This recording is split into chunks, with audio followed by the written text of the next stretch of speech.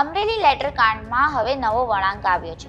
દિલીપ સંઘાણીએ મુખ્યમંત્રી ભૂપેન્દ્ર પટેલને એક પત્ર લખ્યો છે, જેમાં અમરેલી લેટર કાંડની હાઈકોર્ટના નિવૃત્ત જજની અધ્યક્ષતામાં તપાસ કરવા તેમણે માંગ કરી છે।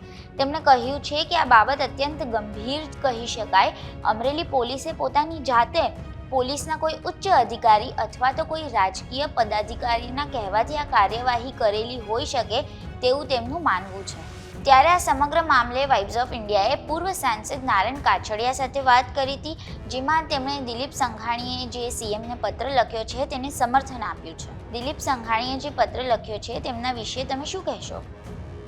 લખ્યો છે બરોબર છે ને, એની હારે હું સમજ છું કે દિલીપભાઈ જે કઈ માંગણીઓ કરી છે એ થવી જોઈએ અને હાઈકોર્ટના નિવૃત્ત જજની એક ટીમ બને, એની ટીમ આખી તપાસ કરે એટલે જે સત્ય હકીકત છે એ બહાર આવે।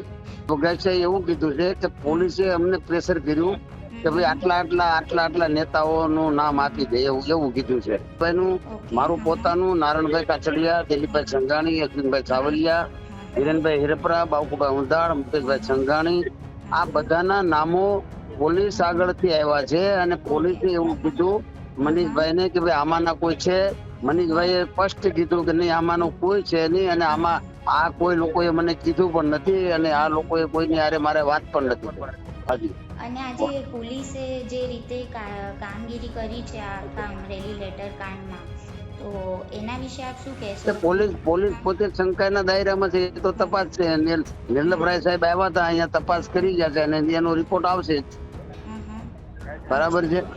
રાત્રે 12 વાગે પાયલબેન ની ધરપકડ થઈ, પછી પાયલબેન નો વરઘોડો નીકળ્યો, પાયલબેન ની રિમાન્ડ લીધી, પટ્ટા માર્યા, આ બધું આવ્યું જ છે। એટલે આ કોના કહેવાથી શું કર્યું છે એ તો હવે જયારે પોલીસ બતાવે ત્યારે જ બહાર આવે હકીકત।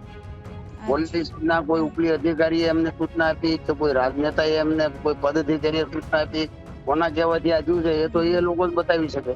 તો આમાં કોઈ ભાજપના નેતા એવી સૂચના આપી હોય એવું? ભાઈ એમ નહીં, એટલે એ તો અમને ખ્યાલ ન હોય ને, એ તો પોલીસ જ બતાવી શકે ને કે કોની સૂચના ત્યાં જોઈ। ત્યારે હવે આ મામલે પોલીસ અધિકારીઓ પર શું કાર્યવાહી થશે તે જોવાનું રહ્યું। દેશ, દુનિયા અને ગુજરાતના તમામ સમાચારો માટે જોડાયેલા રહો વાઇબ્સ ઓફ ઇન્ડિયા સાથે।